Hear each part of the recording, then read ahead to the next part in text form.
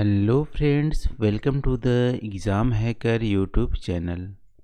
दोस्तों, जैसा कि हम लोग यूपी पीएससी 2020 के ज्योग्राफी मेंस के क्वेश्चंस को डिस्कस कर रहे हैं और इस डिस्कशन में देख लेते हैं आज किस प्रश्न को हम लोग यहाँ पे कवर करेंगे। तो आज का क्वेश्चन है, discuss the factors responsible for the origin and growth of the town. ठीक है, तो यहाँ पे आपसे पूछा है कि नगरों की उत्पत्ति एवं विकास के उत्तरदायी कारकों का वर्णन कीजिए। नगरों के यहाँ पे विकास कैसे होती हैं, उसकी उत्पत्ति कैसे होती है, उसके कौन कौन से कारक हैं, उसको आपको यहाँ पे बताना है।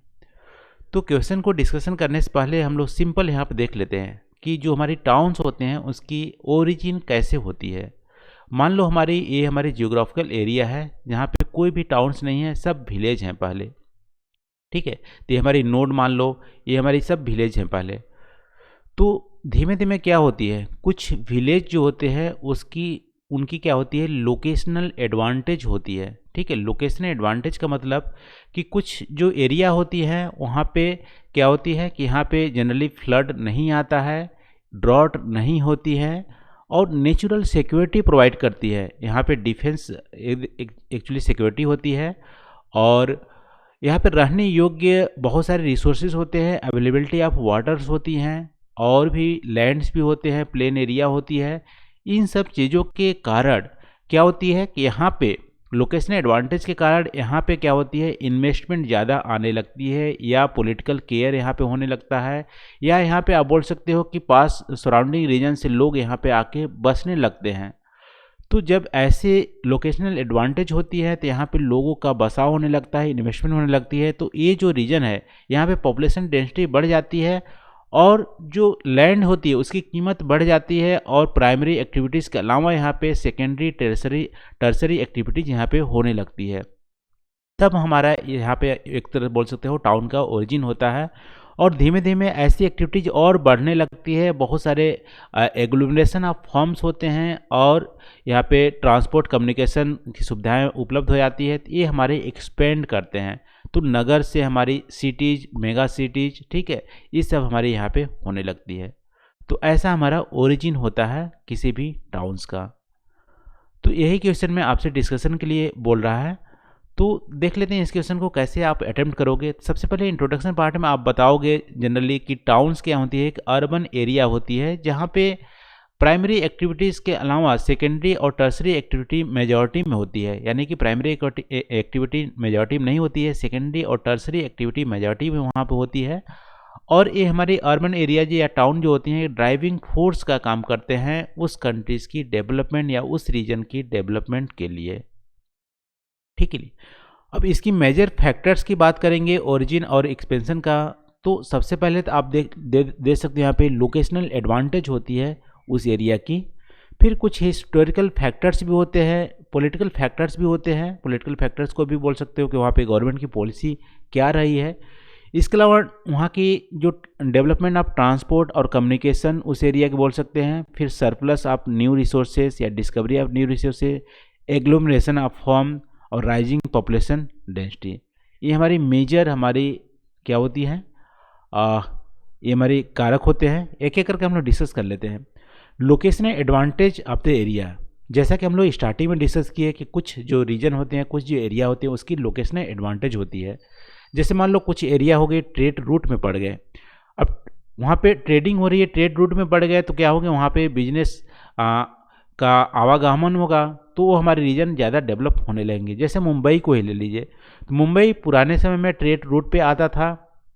ठीक है, यूरोप और इंडिया के बीच में एक तरह से ट्रेड रूट की तरह काम कर रहा था, तो वो हमारी रीजन ज़्यादा डेवलप होने लगी। ठीक है, वैसे ही कोची की देख सकते हो, चेन्नई की देख सकते हो, कोलकाता देख सकते हो, ये हमारी ट्रेड रूट में आते थे। तो यहाँ पे लोकेशनल एडवांटेज है। ठीक है, इसके अलावा आप बोल सकते हो विशाखापट्टनम, वहाँ पे डिफेंस, नेचुरल डिफेंस हमारी प्रोवाइड करती है, इसलिए हमारी डिफेंस सिटी भी है, तो लोकेशन एडवांटेज है। इसके अलावा आप बोल सकते हो कि कुछ जो एरिया हैं जहाँ पे सॉरी, कुछ जो एरिया है वहाँ पे क्या होती है, फ्लड जनरली नहीं आती है, ड्रॉट भी नहीं आती है, तो उस केस में वहाँ पे लोग आके बसने लगते हैं। तो ऐसी लोकेशन एडवांटेज होती है उस एरिया का, तो वहाँ पे टाउन का ओरिजिन भी होता है और उनका डेवलपमेंट भी होता है। फिर दूसरा हमारे हिस्टोरिकल फैक्टर्स हो गए। हिस्टोरिकल फैक्टर्स मतलब मान लो कुछ हमारे वहाँ पे रिलीजन हमारे इम्पोर्टेंस हो गए, जैसे वाराणसी हो गया, ठीक है, कांचीवरम हो गया, तो ये हमारी रिलीजियस इंपॉर्टेंस होती है। आगरा हो गया, या यहाँ पे कॉलोनियल जो हमारी ट्रेड होती है जैसे दिल्ली हो गए, इन सब चीज़ों की वजह से भी हमारी वहाँ की जो टाउन्स है वो हमारी डेवलप होती है, ठीक है। तो हिस्टोरिकल फैक्टर्स भी है। हिस्टोरिकल फैक्टर्स में हमारे रिलीजन हो गए, और एक तरह से कॉलोनियल जो हमारी ट्रेड है वो भी हमारी हो गए।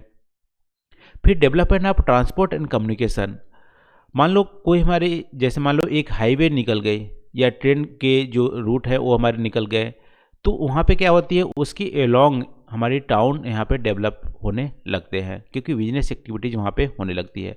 तो जहाँ से हाईवे निकलता है उसके आजू बाजू में हमारी टाउन्स का डेवलपमेंट होने लगता है, लोगों का बसाव यहाँ पे माइग्रेशन होने लगता है हाईवेज या वहाँ पे जो अदर कम्युनिकेशन नेटवर्क हैं उसके अराउंड, ठीक है। तो ये भी हमारी एक रीजन्स होती है। इसके अलावा डिस्कवरी ऑफ सरप्लस या न्यू रिसोर्सेज, या कोई भी रीजन में एक नया रिसोर्स यहाँ डिस्कवरी होता है या उस रीजन में रिसोर्स का सरप्लस होता है, तो वहाँ पे क्या होती है, इकोनॉमिक एक्टिविटीज़ मैन्युफैक्चरिंग या सर्विस वाली हो जाती है। एग्जाम्पल तौर पे जैसे धनबाद हो गया, तो धनबाद झारखंड में वहाँ पे कोल फील्ड का जैसे ही वहाँ पे डिस्कवरी हुआ, कोयले का डिस्कवरी हुआ, तो वहाँ पे जो है टाउन का डेवलपमेंट होने लगा। इसके अलावा आप बोल सकते हो जैसे मान लो भिलाई हो गया या बोकारो स्टील सिटी हो गया, वहाँ पे नए इन्वेस्टमेंट आए, ठीक है, स्टील इंडस्ट्रीज वहाँ पे सेटअप हुआ, तो वहाँ पे टाउन का डेवलपमेंट होने लगा। तो डिस्कवरी ऑफ न्यू रिसोर्सेज होती है या सरप्लस जो रिसोर्सेज वहाँ पे होती है उस रीजन में पाए जाते हैं, तो वहाँ पे टाउन्स का डेवलपमेंट होने लगता है। इसके अलावा एक्सपेंशन जो होती है टाउन का, वो हमारी एग्लोमरेशन ऑफ फॉर्म्स होते हैं, बहुत सारे बिजनेस एक्टिविटीज़ वहाँ पे कन्वर्जेंस होने लगती है, या दो जो टाउन है सराउंडिंग टाउन है वो हमारी मर्ज होने लगते हैं धीमे धीमे बढ़ते बढ़ते, तो हमारी सिटी का एक्सपेंशन होता है या उसकी विकास होती है। इसके अलावा एक मेजर फैक्टर्स और भी हैं, ठीक है। यदि वहाँ पे प्राइमरी एक्टिविटीज़ नहीं हो रही है, सेकेंडरी एक्टिविटीज़ नहीं हो रही है, सिर्फ प्राइमरी एक्टिविटीज़ हो रही है, लेकिन वहाँ की पॉपुलेशन डेंसिटी बढ़ जाती है, तो उसको बोलते हैं सेंसस टाउन, ठीक है। तो राइजिंग पॉपुलेशन डेंसिटी यदि 400 पॉपुलेशन से ज़्यादा यानी पर स्क्वायर किलोमीटर 400 से ज़्यादा होती है पॉपुलेशन, तो वहाँ पे प्राइमरी एक्टिविटीज़ मेनली होने के बावजूद भी उसको टाउन डिक्लेयर कर जाता है, सेंसस टाउन डिक्लेयर कर दिया जाता है। ये भी हमारी एक रीजन है, राइजिंग पॉपुलेशन डेंसिटी, ठीक है। तो ये हमारी मेजर हमारे कारक हो गए, इसको मैंने यहाँ पे एक्सप्लेन कर दिया है, जो मैंने यहाँ लिखा है उसी को मैंने यहाँ पे एक्सप्लेन किया है, ठीक है। तो ये रहा दोस्तों आज के क्वेश्चन का डिस्कशन। आज हम लोग क्या डिस्कस किए कि कौन कौन से फैक्टर्स रिस्पॉन्सिबल हैं ओरिजिन और ग्रोथ ऑफ द टाउन्स, ठीक है। इसके हम लोग मेजर फैक्टर्स को डिस्कस किए। यदि कोई भी फैक्टर्स यहाँ पे छूट गया हो, आपके दिमाग में आ रहा हो कि इसके अलावा भी अदर मेजर फैक्टर्स होते हैं जो कि रिस्पॉन्सिबल होते हैं किस टाउन्स के डेवलपमेंट और उसके ग्रोथ के लिए, तो प्लीज़ कमेंट करके उसको आप बताइए। तो आज के लिए बस इतना ही दोस्तों, थैंक यू फॉर वॉचिंग। मिलते हैं अगले वीडियो में नए टॉपिक के साथ। Thank you.